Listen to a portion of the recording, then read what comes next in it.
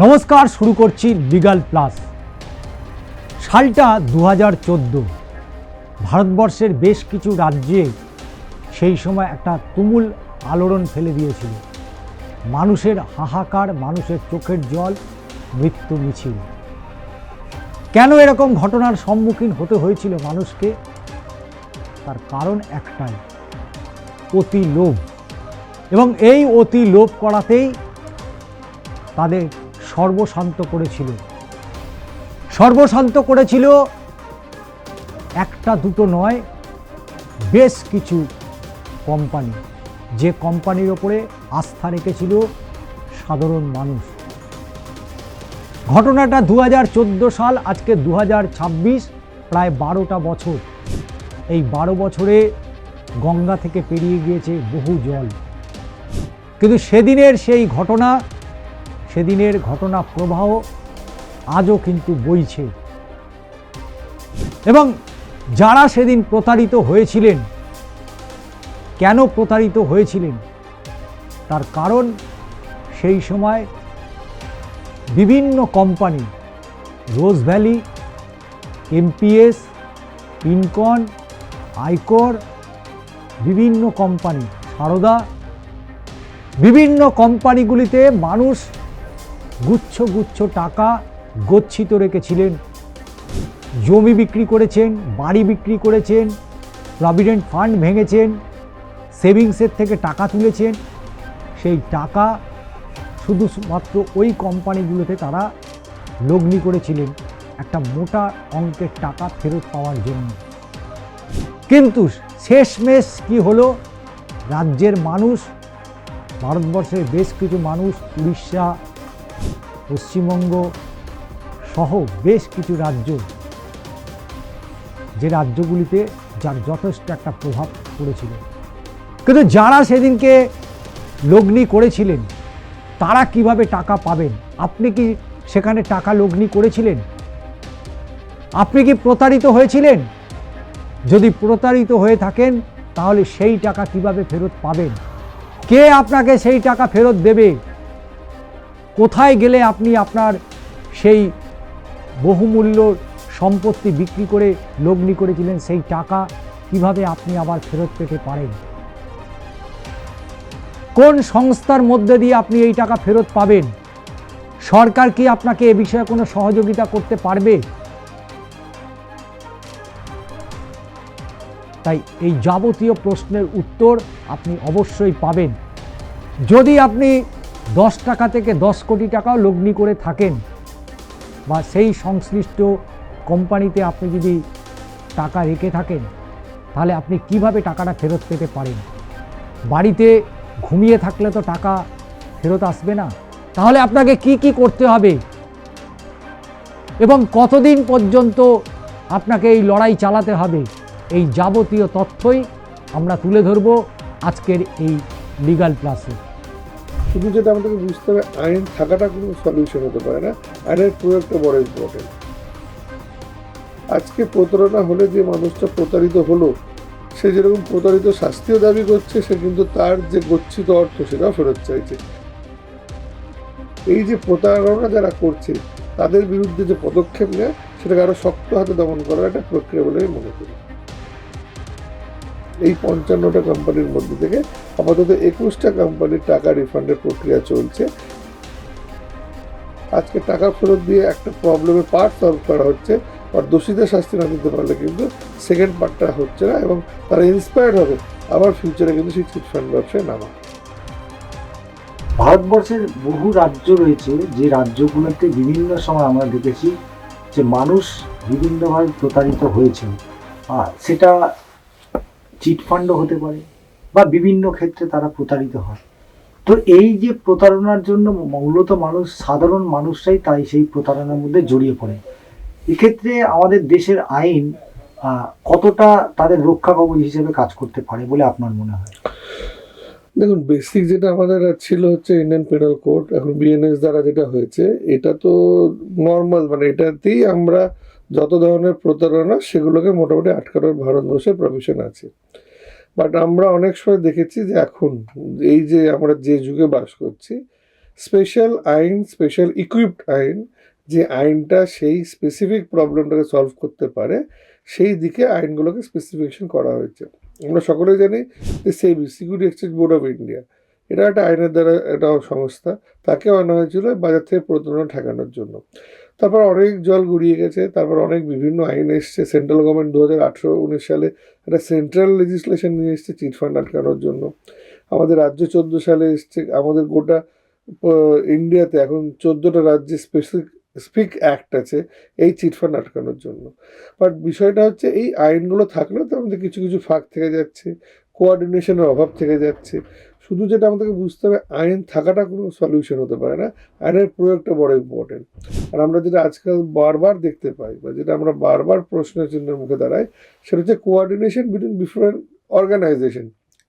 আজকে আমাদের যদি চিট ফান্ড নিয়ে আমরা আলোচনা করি, তাহলে আমাদের এখানে ডিইউ আছে, ডিরেক্টর অফ ইকোনমিক অফেন্স। তারা স্পেসিফিক একটা সংস্থা, যেটা 14 সালের রাজ্য সরকার যে আইন এনেছিল ডিপোজিটার্স প্রোটেকশন অ্যাক্ট, তার আওতায় এসে তারা কার্যকর করবে। সিবিআই আছে, আমরা সকলে জানি সুব্রত চট্টোপাধ্যায়ের জাজমেন্ট, যেখানে আজকে সিবিআই মানে সুপ্রিম কোর্ট বলে দিয়েছিল all chit fund matter CBI inquiry করবে। ইডি আছে। এই বিভিন্ন যে অর্গানাইজেশন, মানে একটা তদন্ত করতে গেলে এসএফআইও আছে, সেবি আছে, এদের মধ্যে যে কোঅর্ডিনেশন, সেটা একটা বড় সমস্যা আমরা ফিল করি। যেটা হয়তো আমরা আজকে যে কলকাতা হাইকোর্ট, ওরা ভারতবর্ষের মধ্যে অনলি পনজির জন্য একটা বেঞ্চ, আমাদের ডিভিশন বেঞ্চ আজকে কলকাতা হাইকোর্টে আছে। এর দ্বারা হয়তো এই প্রবলেমটা কিছুটা হলেও সমস্যা আমরা মেটাতে পারি, কেন সব সংস্থা যখন হাইকোর্টের সামনে আসে, তারা হয়তো বক্তব্য রেখে হাইকোর্ট নেসেসারি ডিরেকশন দেয়। বাট এই কোঅর্ডিনেশন অভাব কিন্তু বারবার আমরা ফিল করি, যার জন্য শুধু আইন থেকে নয়, আইনের প্রয়োগটা কিন্তু প্রশ্নচিহ্নের মধ্যে থেকেই যায়। ভারতবর্ষে দুটো মানে ইন্ডিয়ান পিনাল কোডে দুটো আইন রয়েছে, একটা হচ্ছে 40420 এবং 406। তো এক্ষেত্রে এর কার্যকারিতা কতটা?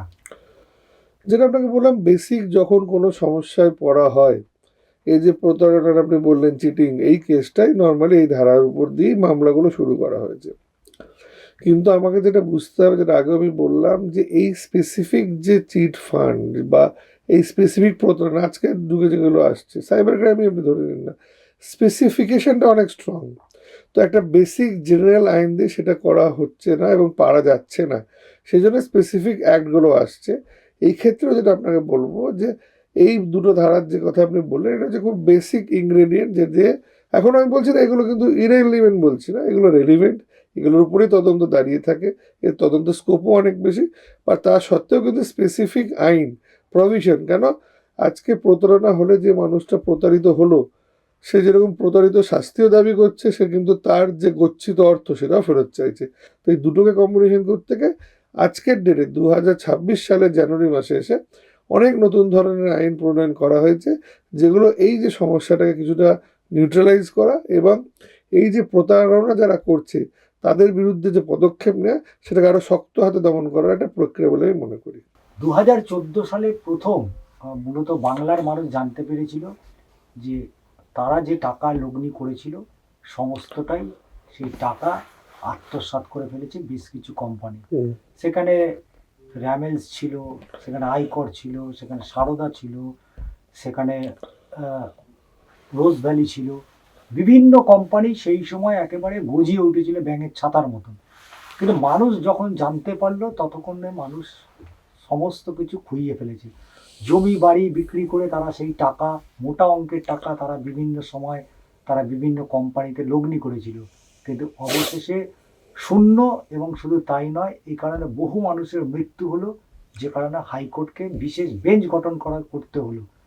আপনি কি মনে করেন যে এই যে এতগুলো মানুষ, আমরা এর আগে ওভারল্যান্ড দেখেছি বা সঞ্চয়িত দেখেছি, তারা যে সময় টাকাটা লগ্নি করেছিল সেই টাকাটার মূল্য যে সময় ছিল, আজকের ডেটে এসে তারা কিন্তু সেই টাকার মূল্য পাচ্ছে না। কিন্তু যারা 2014 সালে লগ্নি করেছিল এই বিভিন্ন কোম্পানিগুলোতে, সেই টাকা ফেরত কি পাচ্ছে? ফেরত পাওয়ার কি কোনো জায়গা আছে? দেখুন, আপনি যেটা বললেন সেটা একদমই খুব বাস্তব প্রশ্ন, যে আজকে মানুষ কিন্তু অনেকবার ঠকেও শেখেনি। মানুষের লোভ একটা বড় সমস্যা সেখানে, হ্যাঁ, এবং পারিপার্শ্বিক কিছু ইনফ্লুয়েন্সও থাকে। সেগুলো সব কিছু মিলিয়ে কে অ্যাকচুয়ালি দোষী এটা বার করা খুবই মানে কি বলবো, চ্যালেঞ্জিং টাস্ক। বাট ডেফিনেটলি আজকে আমরা যে জানুয়ারি মাসের 2026 সালে দাঁড়িয়ে আছি, এতে যেরকম রোজ ভ্যালির মানুষের টাকা ফেরত দেওয়া চলছিল, কিছু কারণে বন্ধ ছিল, আজকে এটা ঐতিহাসিক দিন আমাদের জন্য। সুপ্রিম কোর্টে ইডি একটা মামলা করেছিল রোজ ভ্যালির এই প্রক্রিয়াকে চ্যালেঞ্জ করে, সেটা আজকে ডিপোজিটাররা জিতেছে। আজকে ইডি কিন্তু আজকে ডেটে মামলাটা হেরে গেছে, এটা একটা পজিটিভ পার্ট। এছাড়াও আমরা জানি আজকে রাজ্য মানে পশ্চিমবাংলার যে হাইকোর্ট দুটো কমিটি নিযুক্ত করেছিল, একটা হচ্ছে রোজ ভ্যালির জন্য অ্যাসেট ডিসপোজাল কমিটি, এবং বাকি 55টা কোম্পানি নিয়ে আছে জাস্টিস শৈলেন্দ্র প্রসাদ তালুকদার কমিটি। এসপি তালুকদার কমিটির আমি যেটা এখন আপডেট আমাদের কাছে আছে, 21টা কোম্পানি, এই 55টা কোম্পানির মধ্যে থেকে আপাতত 21টা কোম্পানির টাকা রিফান্ডের প্রক্রিয়া চলছে, যার মধ্যে পাইলট প্রজেক্ট হিসেবে আগে টাকা দিয়ে রিফান্ড করে দেখা হচ্ছে। কেন আমরাও জানি যে আজকে তালুকদার কমিটি কিন্তু মধ্যে একটা এমপিএস এর টাকা ফেরত দেওয়ার সময় প্রতারণার মুখে পড়েছিল, যার অঙ্ক খুব কম না 20-21 লাখ টাকা।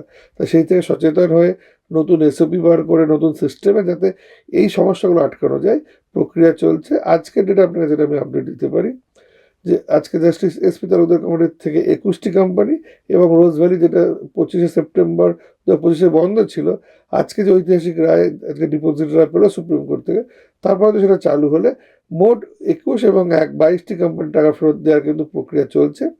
বাকি যে কোম্পানিগুলো আছে সকলেই আমরা জানি প্রক্রিয়াটা কি, অ্যাসেট আইডেন্টিফিকেশন, সেবির দ্বারা নিলাম, টাকা এলেই সে টাকা ফেরত দেওয়া যাবে।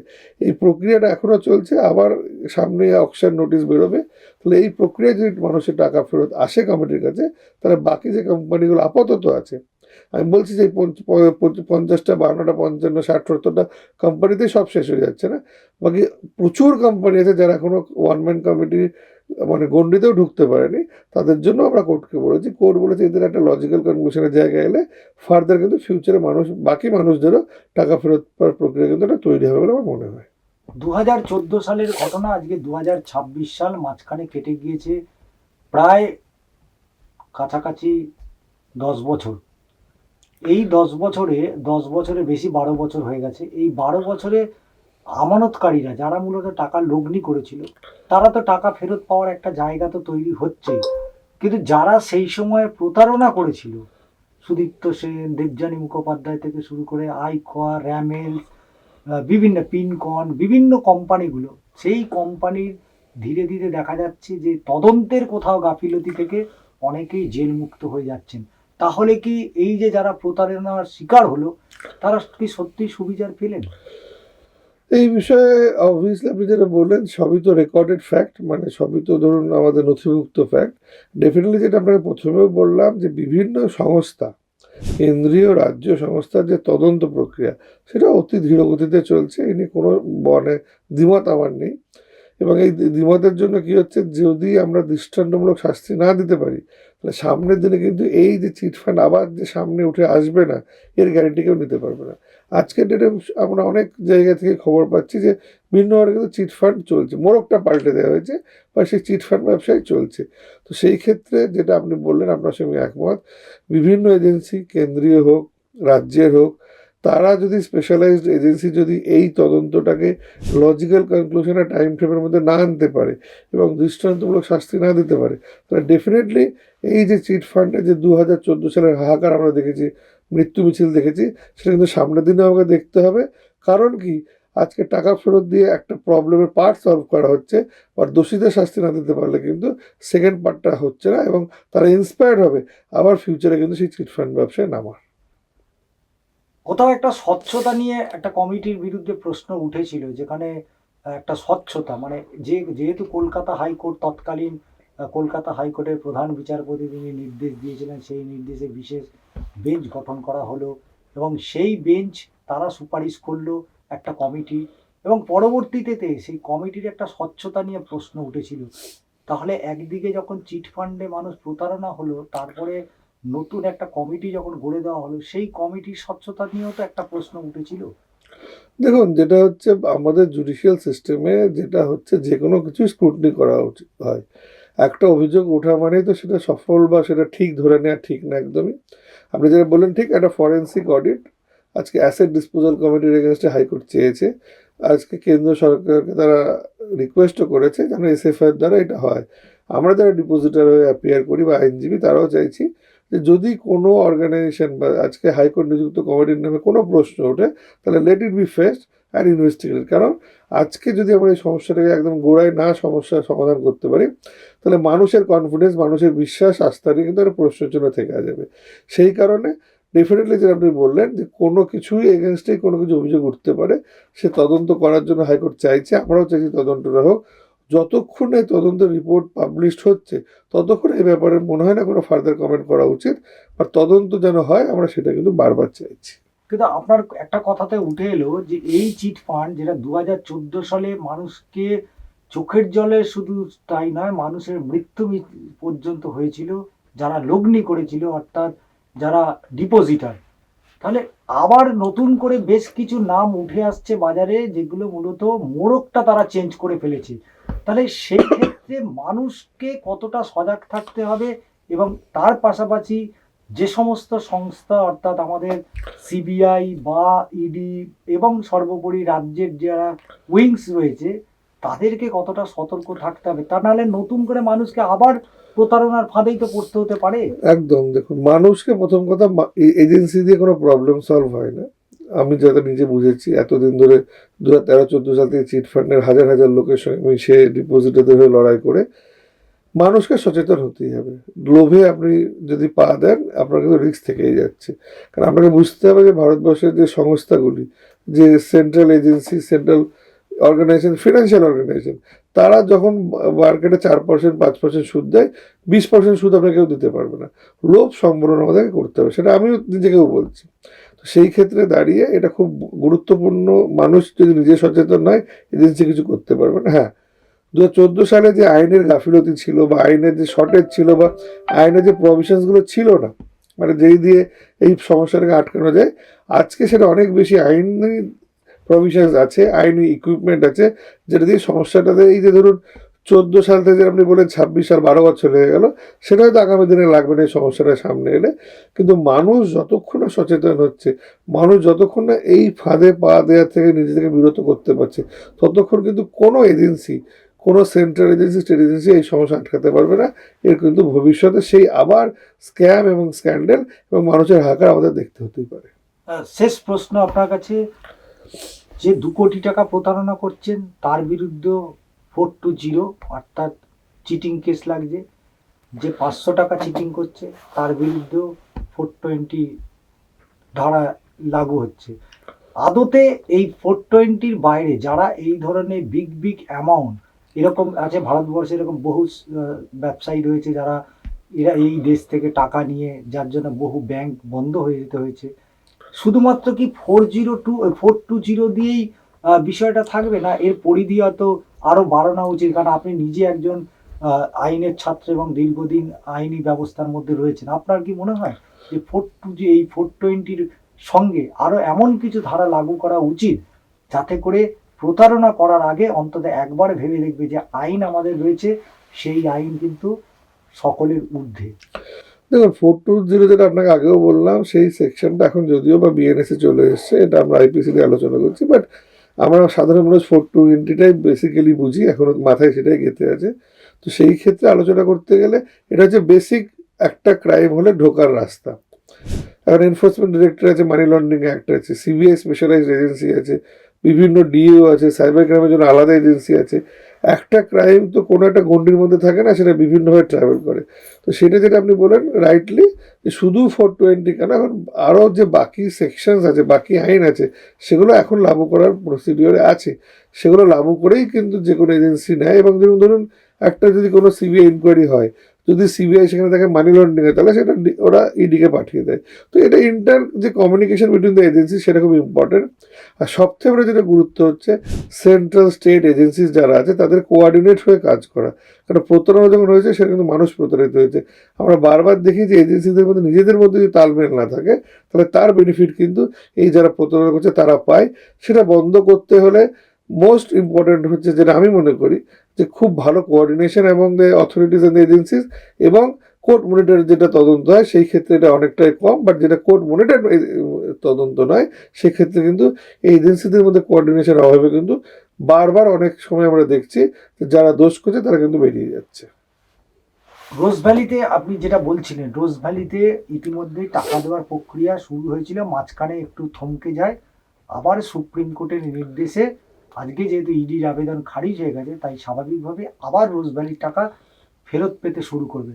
কত লক্ষ টাকা পর্যন্ত মানুষ এই মুহূর্তে ফেরত পেয়েছিল এবং আরো কত লক্ষ টাকা মানুষ ফেরত পেতে পারে, এবং যাদের খুব কম সামান্য টাকা যারা দিয়েছেন, যারা বিগ অ্যামাউন্ট দিয়েছেন, কোথাও কি আগে কম অ্যামাউন্ট যারা দিয়েছে তাদের, না যারা বিগ অ্যামাউন্ট দিয়েছে তাদের টাকাটা দেওয়ার প্রসেসটা কিভাবে, মানে টাকার দেখুন, অ্যামাউন্ট দেখে? আপনাকে প্রথম কথা অনলাইনে আবেদন করতে হবে, যেটা হচ্ছে আমাদের অ্যাসেট ডিসপোজাল কমিটি রোজ ভ্যালির ক্ষেত্রে, সে ভেরিফিকেশন হবে এবং সেটা যেটা আপনাকে বললাম এখন সেটা ওয়েবল, যে রাজ্য সরকার সংস্থা দেখছে। সেন্ট্রাল গভর্নমেন্ট বলেছিল ওটা একটা কেন্দ্রীয় সংস্থাকে দিয়ে করাতে, বাট তার যে খরচা সেটা কেন্দ্র সরকার দিতে রাজি হচ্ছিল না। এটা একটা বড় সমস্যা। আর যেটা বললাম যে যখন আপনি দরখাস্ত করছেন, এখন অ্যাপ্রক্সিমেটলি রোজ ভ্যালি কমিটির কাছে 500 কোটি টাকা অ্যাপ্রক্সিমেটলি এখনো ফান্ড আছে। সেটা কিন্তু কোনো হাইকোর্ট বারণ না করার পরে কিন্তু 25শে সেপ্টেম্বর 2025 পর টাকা ফেরত দেওয়া হচ্ছে না। সেটা বারবার আমরা হাইকোর্টের নজরে এনেছি। যেটা আমরা মনে করি যেহেতু সুপ্রিম কোর্ট ইডি গেছিল এই বিষয়টা নিয়ে, হতে পারে সেই কারণে এই পদ্ধতি বন্ধ ছিল। আজকে 12 জানুয়ারি 2026, আজকে ইডির মামলা কিন্তু সুপ্রিম কোর্ট খারিজ করে দিয়েছে। এরপর আর কোনো আইনি বাধা থাকতে পারে না যে ক্ষেত্রে রোজ ভ্যালির টাকা ফেরত দেওয়া নিয়ে কোনো সমস্যা হতে পারে। আজকের ডেটেও কিন্তু রোজ ভ্যালি থেকে টাকা ফেরত দেওয়া শুরু হয়, অ্যাপ্রক্সিমেটলি 500 কোটি টাকা আজকের ডেটে ফেরত দেওয়া যেতে পারে। ফার্দার যে প্রক্রিয়া আপনাকে বললাম যে অ্যাসেটগুলো নিলামে উঠলে, নিলাম থেকে টাকা এলে সেই টাকা মানুষকে ফেরানো যাবে। হ্যাঁ, অবশ্যই যেটা সুপ্রিম কোর্ট বারবার বলেছে, যেটা সব কমিটি নজরে রাখছে, স্মল ডিপোজিটর যারা, তারা যেন আগে ফেরত পায় সেই প্রক্রিয়াটা চেষ্টা করা হয়েছে এবং এটা একটা সুপ্রিম কোর্টের প্রসেস। সেই প্রসেসে আজকের ডেটেও কিন্তু যারা যারা স্মল ডিপোজিটর তারা আগে ফেরত পাবে, যারা বিগ ডিপোজিটর তারা পাবে। এই প্রসিডিওর মানে আপনার আমানত হিসেবে আপনাকে সেটা বিচার করাবে, সেই সিস্টেম আজকে সব কমিটির ক্ষেত্রেও আছে, এই ক্ষেত্রেও সেটা লাগু আছে। সারদার কি কোনো আপডেট হলো? সারদা কি হবে? সারদার ক্ষেত্রে যেটা আপনাকে বললাম যে জাস্টিস এসপি তালুকদার কমিটি যে 21টা কোম্পানি নিয়ে পাইলট প্রজেক্ট করেছে, তার মধ্যে সারদাও আছে। সারদাও কিন্তু মানুষ যারা আমানত করেছে তারা কিছু কিছু টাকা ফেরত পাবে। আর সকল যারা আপনার দর্শক বা শ্রোতা তাদেরকে একটা কথাই বলবো, বাড়িতে বসে ঘরে বসে লেপ মুড়ি দিয়ে শীতকালে এনজয় করে টাকা ফেরত পাওয়া যাবে না। তার জন্য যদি কি কি কোম্পানির টাকা ফেরত দেওয়া হচ্ছে জানার জন্য জাস্টিস শৈলেন্দ্র প্রসাদ তালুকদার কমিটির ওয়েবসাইটে যান এবং অনলাইন আপনারা অ্যাপ্লিকেশন করুন। না করে বাড়িতে বসে কি টাকা ফেরত পাওয়া যাবে এই প্রশ্নের কিন্তু কেউ উত্তর দিতে পারবে না। আর যারা রোজ ভ্যালি ডিপোজিটর তাদের কাছে অনুরোধ করবো, অ্যাসেট ডিসপোজাল কমিটি তারও ওয়েবসাইট আছে, সেখানে যান এবং আপনারা অ্যাপ্লিকেশন করুন যদি আপনাদের টাকা ফেরত চাই। কেন আপনারা অনেকেই বারবার প্রশ্ন করছেন যে আমরা তো টাকা ফেরত পাচ্ছি না। অ্যাপ্লিকেশনই না করলে টাকা কিন্তু কেউ বাড়ি গিয়ে খোঁজ নিয়ে আপনাকে ফেরত দিয়ে আসবে না। প্রথম রিকোয়ারমেন্ট হচ্ছে অ্যাপ্লিকেশন করা। আপনারা অ্যাপ্লিকেশন করুন, কোন কোন কোম্পানি কী কী আপডেট, এই দুটি ওয়েবসাইটে কিন্তু পুরো ডিটেলস আপনি পেয়ে যাবেন।